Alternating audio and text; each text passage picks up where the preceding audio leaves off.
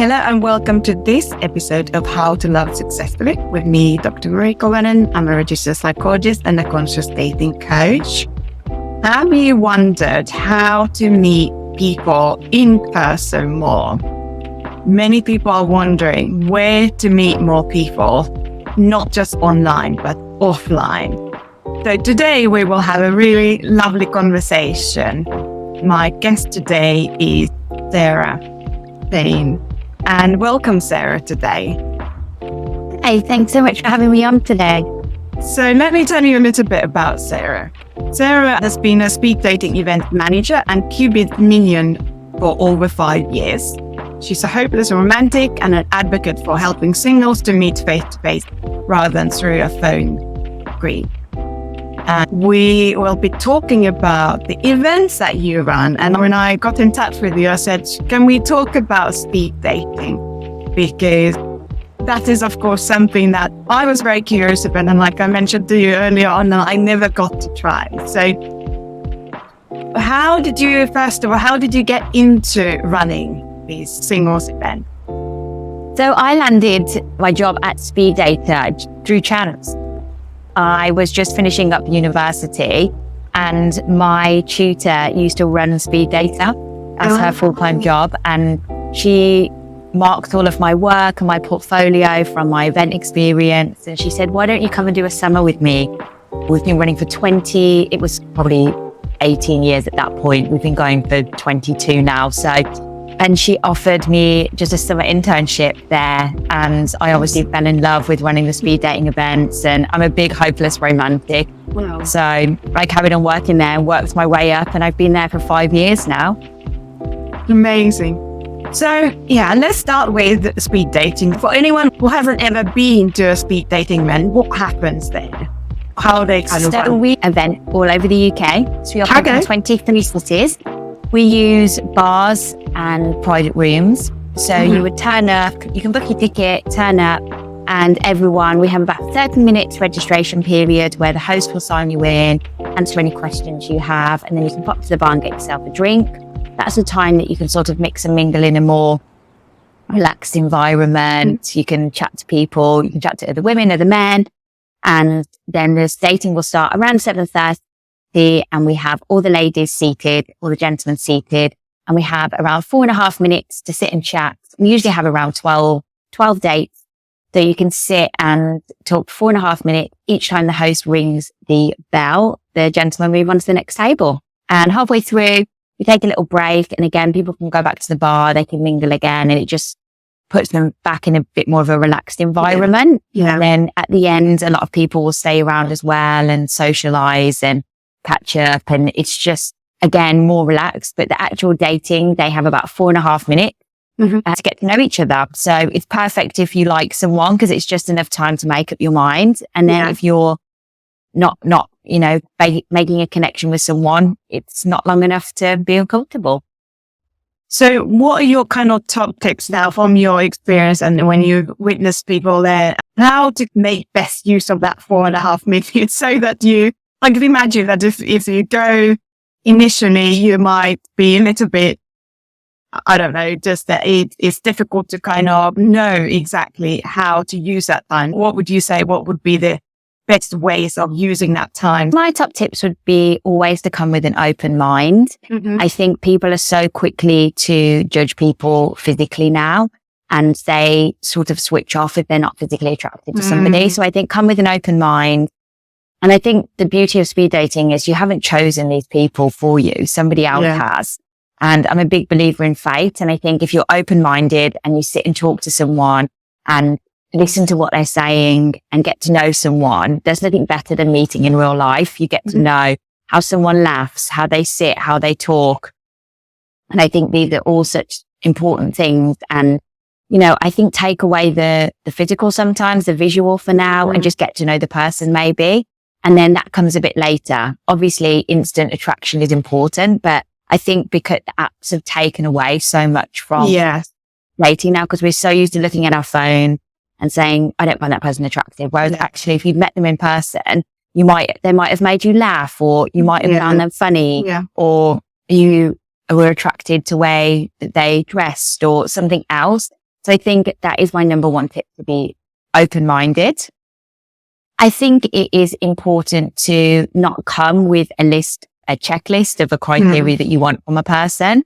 I think that that's important as well. Obviously, your morals and your values are important, but I think sometimes people get so strung up on, finding the one that they sort of disregard people sometimes. And I see that a lot often when the men sit down, the women can either look really excited or a bit disappointed. Yeah. And I think that, that sort of shows as well sometimes, but I think it's a really nice way to meet people. You think if you're using the apps, you're getting one date that's going to last, maybe an hour. And if you haven't got a connection with that person, it's a long time to sit and talk to them. Whereas with speed dating, you can meet 12 people in one night and you get to have loads of different conversations with loads of really interesting people. And, even if you come out of it with meeting another single person, then that's wonderful. And I think that you should get the most out of it, and dating practice too. Yeah, absolutely. And I think with dating, especially if you're first and you're just sort of starting out, that practice is so important because it helps you to define a little bit of what you're looking for. And I think that's so important what you were saying about the open-mindedness that sometimes people have. Yes, I do recommend that someone kind of figures out what they're looking for, but not in terms of like demographics or like it needs to be the sort of tall, dark and handsome type of thing. And then anyone who doesn't fit into my stereotype, then they're completely excluded. But having much more of an open mind about, what type of person might actually be a good match. And so is there any kind of, is it just anyone randomly, or are they maybe certain types of like speed dating events, or how is it, is there any kind of matching? No, is it even by age or anything at all? Yeah. So we run all different types of events. Okay. We run all of them are age specific. So we run all of them within categories of about 8 to 10 years. So we'll do to about 24 to 38, 30 to 55 are our main ones, but we also do niche age ranges, 25 to 35, 28 to 38. We run a variety of speed dating events. So we do graduate professionals, international professionals. We run elite events. So for people that earn a certain amount of money and have a certain lifestyle. We run tall man speed dating, Christian speed dating. So we sort of cater to all the niches that people might be looking for. So it sort of narrows it down. We used to do vegetarian speed dating, many lifestyle choices really. And it's important, especially for someone that is looking for something specific. It helps you to meet other like-minded people, whereas a lot of our events are just age restriction rather than the themed events we do. Yeah. Yeah. Oh, so that's great. So yeah, exactly. If you are like vegetarian, I mean, it's good that you can find that sort of events where you find people who have similar type of value system already and so on. So that's kind of like one thing that's being ticked off from your list. And what type of other events do you run? So we run singles parties. We run those every other month or so at the moment. So we have lock and key parties. We have about 150 to 200 singles there. And we have those age related as well. So we do 24 to 38 and then 36 to 55. And that's basically, we hire a whole bar so you can turn up. It's like coming into a bar that everyone's single. Yeah. And we do lock and key. So all of the ladies have locks, all the gentlemen have keys, and they're able to match with each other. If they can find their connection, they find the lock that opens the key, they come back over and they can win a prize.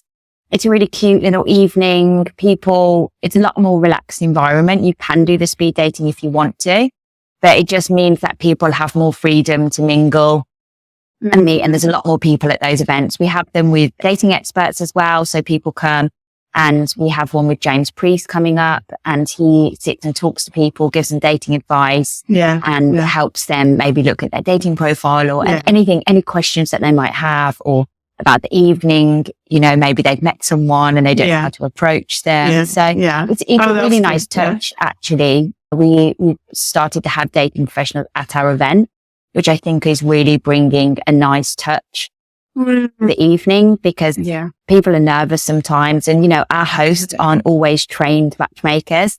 Obviously they are the wanting to help people to meet, but they're not trained. So I think sometimes when people have got some questions, it's nice to have an expert there to guide them through the evening, guide them through the event. It's nice. And I could imagine that. And especially research even shows that post kind of COVID, people are less sociable, can feel quite nervous maybe going into an event. And exactly that, if they've seen someone who they sort of are interested, but how to then take this conversation into maybe learning more about this person. So that sounds like that's a really good idea, that you've got dating experts there helping and supporting your I think it adds a really nice touch to the evening. We had them in Brighton, we have in London, and then we've had in Manchester in the past as well. And I think that it just helps people to relax a little bit. I think people can be really nervous coming speed dating for the first time. And just having that person there to answer any questions. Other than our hosts, I mean, all of our speed dating hosts are brilliant. They're all really great at what they do. But sometimes there'll be questions that they can't answer. So it's nice to have that little bit of extra support. And so what kind of feedback you've had from these events? Have people come back and, we met there, or also? Yeah, we have several success stories. So we've been going for 22 years now. Wow. And we have several success stories. A lot of people don't actually reach out to us until much later. So sometimes we'll get emails saying we're celebrating our 10th wedding anniversary or something. But yeah, we've had some really, really lovely success stories, especially from our singles parties. Wow. And we often have them from our regular speed dating events as well, that people will reach out. And we often get people requesting our matching cards that we use at events for the wedding day, for the wedding speeches, or the best man will message and say they met at Speed Data. So I've had a couple of those, which is really nice. It's a very cute sort of remembering the way they met. Them. Absolutely. And so what kind of events do you have coming up then? You mentioned earlier on that now maybe in the summer it slows down a little bit, but for example, thinking about autumn and what kind of events are there coming up? Yeah, so in the summer, we tend to go a little bit quieter. I think people are on holidays, they're out with friends, it's much more social. I think in the summer, everyone's just much happier, aren't they? And sort of happy doing. I think you get to the winter into cuffing season and our events just are fully booked all the time. So we have your regular speed dating events, and then we have wine tasting. We've got a pasta making event coming up. We've got our singles parties. We do sort of seasonal events as well. So we'll do one-offs of, we'll do like darts event or crazy golf, mini golf, that sort of thing. Oh, amazing. So there's such good fun. We have some really great ideas over the last few years. We've done blindfold speed dating. That was an amazing one. And just any way that you can meet in a more natural environment, that it puts people a little bit more at ease, especially when they're doing an activity. We're hoping to do a tip and paint one coming up. So people sit and paint and, can move around the different tables and maybe paint a little bit of each picture or something. I think that would be a nice idea. Just anything that gets people, active and talking, really. And that's so lovely to know, because a lot of times I guess people traditional know that they are seeing those events like, going in this sort of lock and key or something like that. But actually, when it's an activity where there's less pressure on somehow, you're going and doing an activity. Yes, it's a singles event, so you know that everyone's there for a certain purpose and to meet people. But then it's not just focused on, it's not like the cocktail party. If someone feels a little bit that this sort of, cocktail party kind of space feels a little bit daunting at first. So having an activity, that sounds like a really good way of meeting lots of different people and in a more relaxed way. And a pasta making hall doesn't allow cooking and just doing something really nice. We had our first pasta making event in London, and it was such a lovely evening. Everyone was interacting, and the chef comes round, and you could see the females trying to help the male do it, because you could see that obviously the men were there to just meet the women, whereas the women are more really getting into the cooking side of it. And you could see that the females helping the males, and that the interactions were really point to watch because we're like, no, you need to do it like this. And, teaching someone something, I think is a nice way to date. I think it's a good way to meet someone when they're able to teach you something. I think that's nice. Yeah, absolutely. No, there's kind of more natural interaction there than then it's just not about the kind of talking about who you are as a person and so on, but actually like that sort of more different kind of interaction. And you can sense someone's energy from that and how they respond to you and so on. So yeah, that's really, really cute and a different way of really. Yeah, I think it's so important now for people to get back out there and meet in real life. I think the apps has made dating disposable and it's made everybody, I think lose social skills. I think that people meeting in real life is so important. I think that you can gauge someone's personality. I think sometimes you can spend ages talking to someone on an app and then you find it in meet and you're often disappointed because you've built up these images that you have of somebody through text messages, especially if someone's really quick and witty through a text message and you're often to that. And then 9 times out of 10 you meet in real life and it's not the same. Yeah. And I think it's much better to meet in person from the get-go. And speed dating, you're meeting 12 different people in one evening. And then you're getting the social aspect before, in the middle and afterwards. Yeah. So those 4-minute dates, yes, they go quick, but your mind has already decided whether you like that person, if you want to speak to them again. Yeah.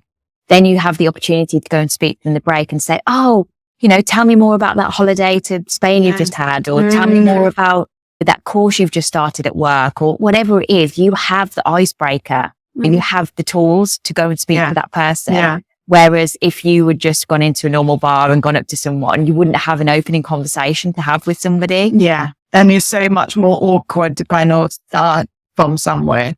Whereas actually the introductions have been done. So then, like you said, but then you can take it or leave it, however that feels for you. But there's already that icebreaker's been already done. So I think that's all of it is so useful for the listeners to hear and really know because so many people have said that they're so fed up with the apps and they just want to meet people more in a more kind of natural way.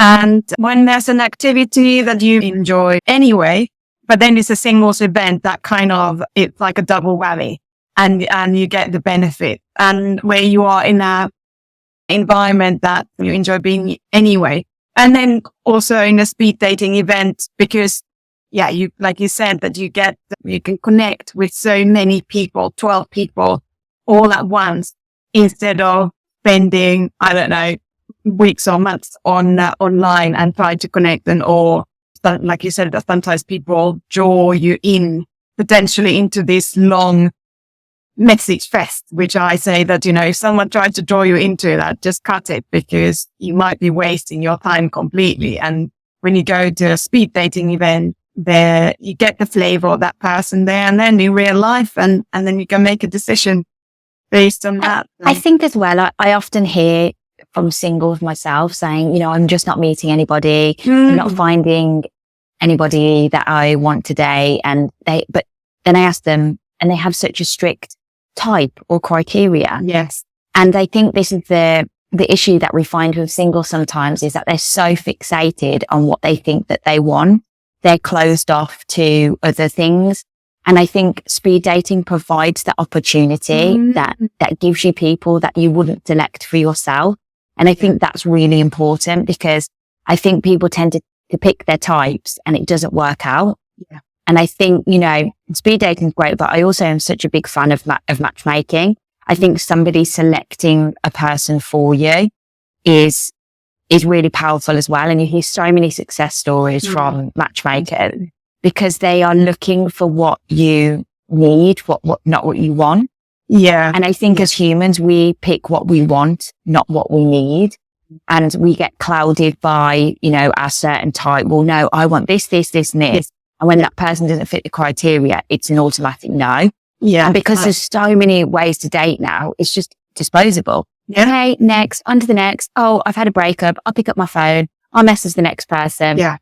And people have stopped, really looking for meaningful connections. I feel like that's been taken away from us. And I think it came back after the pandemic. I think people definitely were more passionate about meeting in real life again. And, you know, like you said, people often say, oh, I'm fed up of the apps. And, you know, the apps are great for something. Yes, especially absolutely. if you want short-term relationships. Yeah. Apps are great. Or if you're not confident in speaking in person and you struggle to meet someone, maybe the apps are a better way for you because it gets out your personality first, maybe. You know, I think everybody likes different ways to date. Some people are really social, love to meet in real life. Some people are less social. So I definitely think the apps need to stay. But I think for the people that want real life connection should be seeking a matchmaker or a speed dating event or in real life event or singles events or whatever it is that way that singles help to meet and enjoy. I think that's really important. Yeah. No, you are so right. Absolutely. It is the types, and what actually we know it is that we tend to gravitate toward the type that somehow rubs out those unhealed parts of us. So if you always keep repeating the same thing and you always look for the same type, the chances are that if that didn't work out for you in the past, it means that you need to widen your horizons and be more open-minded about maybe, you know, there is someone else out there who is not your maybe automatic kind of choice, but they might be actually a really good partner. And maybe straight away, it doesn't look like they would be a good match. But if you get to know them and, you know, this sort of environment, you meet so many different people when you are meeting face to face. So then if you give someone, I don't know whether you would call it like giving them a chance, but in some way being open-minded and see, okay, let's just see if our values match, if we have lots of things to talk about, and an instant attraction itself can be misleading because that can be, again, it's just lust. And I think that's what people get confused with is lust over sort of true feelings. I think you can get caught up in lust and this whirlwind romance. And there's a saying by the Buddhas that when you meet your soulmate, you're not meant to feel, you know, butterflies and excitement and lust. You're meant to feel calm. Yeah. And that person's meant to make you feel calm. And I think that's really important to remember when you get caught up in the excitement of the, you know, the lust, that sometimes it is just lust and it's not your person maybe. Yeah. And I think I'm a big believer that I think you can have many soulmates throughout your life. I don't think that there's necessarily one person for everybody. I think you can have different people for different chapters of your life. And I definitely think that the person that you end up with is who you're meant to be with. And I think that people sometimes will stay with people because they're scared of being alone as well. Yeah. And I think that I'm often preaching to people, it's much better to be happy on your own and alone than, you know, in a relationship that you're not happy with. I think people are starting to learn about self-love and about self-care and about understanding what's best for their needs. And until you figure out what that is that you want as a person, you can't look for that person to do life with until you know what you want and what makes you happy. And, you know, that person needs to add to your happiness, not be your happiness. Absolutely. That is so true. I think those are like the perfect words to really finish here today, because it really sums it up that you need to know yourself, who you are and what type of relationship do you really want to have, and be clear on yourself and the types aside. So if anyone is curious about your events, what's the best way to learn more about all of those wonderful events? So all of our events are on our website, which is www.speeddata.co.uk, and our Instagram is Speed Data Event. Amazing. Thank you so much, Sarah, today for coming and telling us about your wonderful event. And I recommend everyone to go and check out your event and really go and meet more people. And thank you so much. Thank you for having me on.